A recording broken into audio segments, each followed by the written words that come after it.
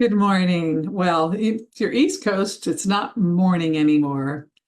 I have this project happening, and I have, as you see, I put two things. I Fixing Your Man Picker, which is a workshop, and I have Fixing Your Man Picker, which is my new book, which will be coming relatively soon. And this book is special to me in different ways than other books have been. And every book, for any of you people who've written a book or been through the process, it's like a baby. And it comes with an idea first and a motivation to create something. And this came originally as an idea from a dear, dear friend who helped me tremendously many years ago. This is when I had originally moved from the San Francisco Bay Area up to the Portland, Oregon area. And it was hard. It was one of the hardest, most difficult times of my life. I mean, whenever you relocate, it's a challenge because there's so much upheaval and getting familiar. But it's like when you leave someplace that's been your home for your entire life, and come somewhere else that's brand new. It's a grieving of a sorts, and you don't really know that many people, and the weather's different, and the culture is different.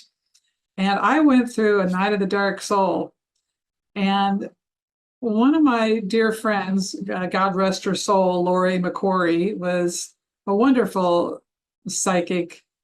Uh, she was actually a psychiatric nurse for a long time, had a terrible accident and came out of that accident and had incredible abilities. Anyhow, she referred me to this incredible man named Thomas Stokes, who was a therapist in the town of Beaverton, Oregon. Mind you, I live in the Southwest Washington, a town called Camas. Anyhow, he was just one of the most kind of, I almost get, every time I think about him, I just feel so much warmth and love toward him. He was an amazing therapist and an incredible human being. And I think at that moment I might have been going through some relationship drama. I don't even remember how it came up, but he was also a published author, and he said to me, I need to write a book for all my female clients called Fixing Your Man Picker.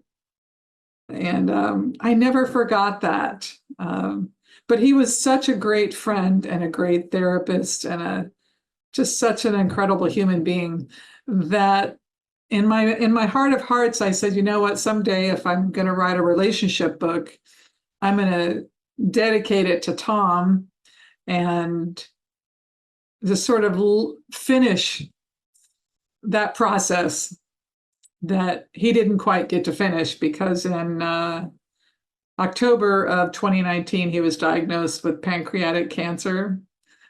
Why do I still feel so much emotion about it? That's grief, you know? It's always with you. You just learn to deal with it. But he was a significant person to me. And he chose not to, he was in his 80s and he chose not to do anything about it. So, yeah, he was a good man, a really good man. So, this is the heart that comes with these projects, that it was founded upon a connection with someone who was very important to me in my life.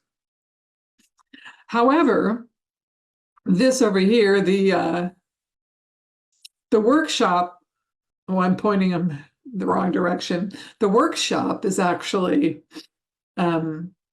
6 weeks, and it will be part of, because there's a book and then there's a playbook, and I will be really using the workshop to not only write the playbook portion of the book, but to really help people. And of course, I wrote The Heart of the Matter 14 years ago, and I wrote The Energy of Abundance 7 years ago. And I think it's interesting that I seem to write in 7 year cycles, but The Heart of the Matter was part of my life story to date. And it also had a workbook. I call it a playbook now. And then, of course, The Energy of Abundance is all about creating abundance and how it goes through all areas of our life. And it wasn't exactly a workbook, but there was definitely some to-dos in there. And now I'm tackling the relationship issue, as I've spent so much time in my career and in my life, my personal life, focusing on relationships. And certainly in the last year, when I threw the hat in the ring to do matchmaking for people, I brought a whole nother dimension to what people go through that I hadn't considered before.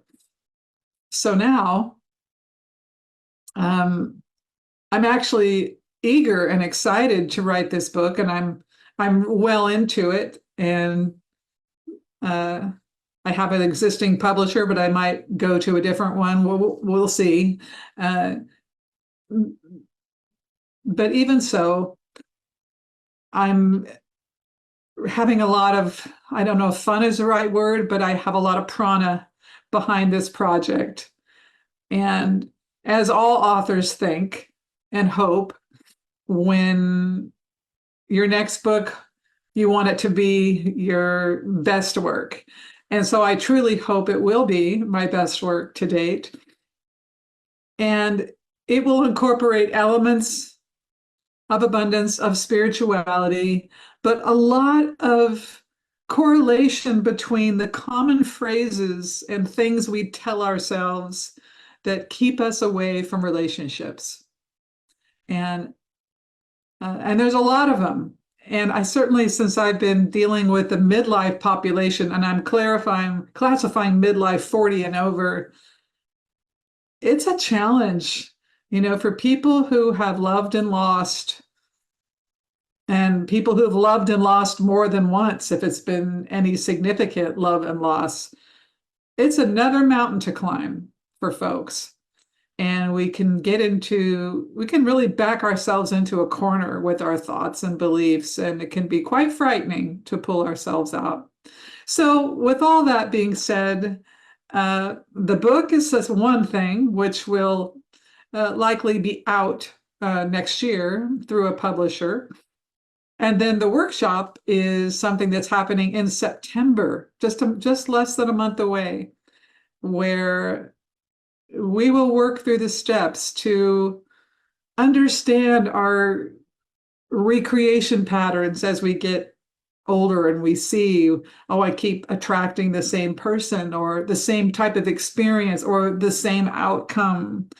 Or one of the sections of the book really talks about decoding some of the things we say to ourselves in terms of preferences, or I'm not attracted to someone, and different phrases we use that keep us single and keep us alone and keep us not connecting. So there's a lot more, of course. And of course, the foundation of all of my work is going to be the consciousness we use to come at anything. And that's why I even began this Zoom talking about Tom. There I go, waterworks again, because it meant something to him. And I thought it was such a great idea and something that was so necessary. And so I feel like his prana is also behind it. And what's interesting, as a side note, I don't know any of you guys who know Thomas John, the seatbelt psychic. He had a TV show, and I mean, that guy is one of the best mediums, hands down, I've ever seen in my life. And one day, it's been a couple of years, but I had a reading with him. It was actually an email reading. He had some special. I decided, I'll give it a go, because he has like a year-long waiting list or some craziness. And I think I'd asked him something about my love life. And then when he emailed me back, he volunteered something about, oh, by the way, there's an older man named Tom who wants you to know that he's with you and he's got your back. It just, and like anyone who goes to a medium and gets a great validation, it just meant the world to me.